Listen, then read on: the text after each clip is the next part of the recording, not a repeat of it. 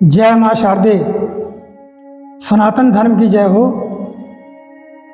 वंदे मातरम। नमस्कार दोस्तों, अब मैं आपको केतु के बारे में बताऊंगा कि अगर राशि से केतु जिन जिन भाव में है तो उस पर भेद लगेगा, कहाँ अच्छा फल करेगा, कहाँ बुरा फल करेगा। केतु अगर प्रथम भाव में है तो प्रथम भाव में बैठा हुआ ग्रह यानी केतु के साथ कोई ग्रह जो बैठा है वो केतु के दुष्प्रभाव को समाप्त कर देगा। केतु अगर दूसरे भाव में बैठा है, गोचर बस जा रहा है, तो दूसरे भाव में केतु के साथ जो बैठा हुआ ग्रह है केतु के दुष्प्रभाव को समाप्त करेगा।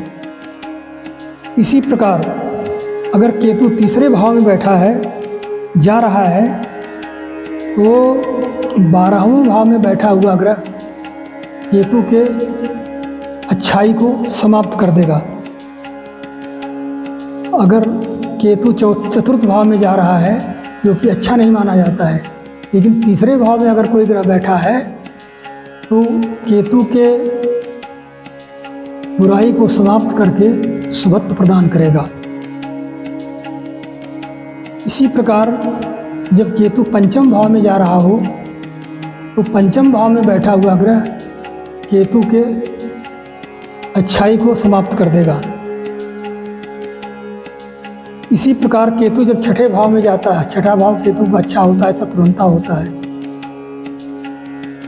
लेकिन अगर कोई ग्रह नवम भाव में बैठा है तो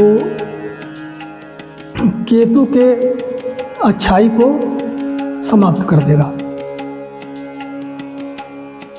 केतु अगर सप्तम भाव में जा रहा है, जो कि विच्छेदात्मक योग बनाता है, जो क्षतिकारक है, लेकिन छठे भाव में अगर कोई ग्रह है तो केतु के उस अनिष्टकारी प्रभाव को समाप्त करके शुभत्व प्रदान करेगा। केतु अगर अष्टम भाव में जा रहा हो, अष्टम भाव में भी केतु का जाना अच्छा नहीं है, तो सप्तम भाव में अगर कोई ग्रह बैठा है तो केतु के अनिष्ट प्रभाव को समाप्त करेगा और वह केतु शुभ फल देने लगेगा।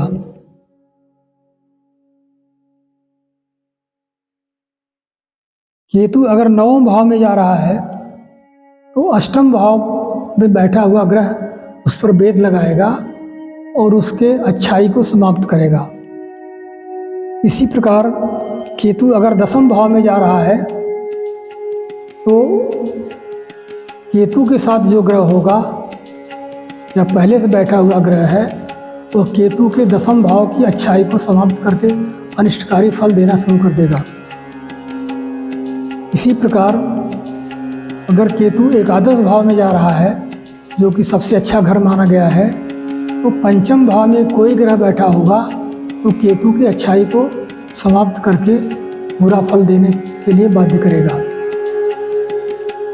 इसी प्रकार केतु अगर 12 में जा रहा है, केतु का 12 में अच्छा माना जाता है, लेकिन एकादश भाव में अगर कोई ग्रह बैठा है तो केतु के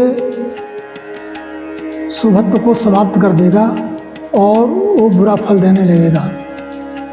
तो इस प्रकार दोस्तों, हमने वेद के द्वारा ग्रहों के स्थान में जाने और उस पर भेद लगने से उसकी अच्छाई या बुराई के बारे में हमने बताया। जन्मपत्री देख करके ये परेशान ना हो कि शनि 7.5 चल रही है, राशि पर राहु है, राहु केतु शनि, ये मंगल खराब जगह में बैठा है। जब तक उसकी पूर्ण विवेचना नहीं हो जाती है तब तक आप उसको ज्योतिषी से संतुष्ट न हो। इस प्रकार दोस्तों, हमने 9 ग्रहों के बारे में, वेद के बारे में बताया और उनकी अच्छाई बुराई के बारे में बताया। मैं अगले एपिसोड में मैं किसी दूसरे विषय पर बोलूँगा। तब तक के लिए धन्यवाद। जय माँ शारदे।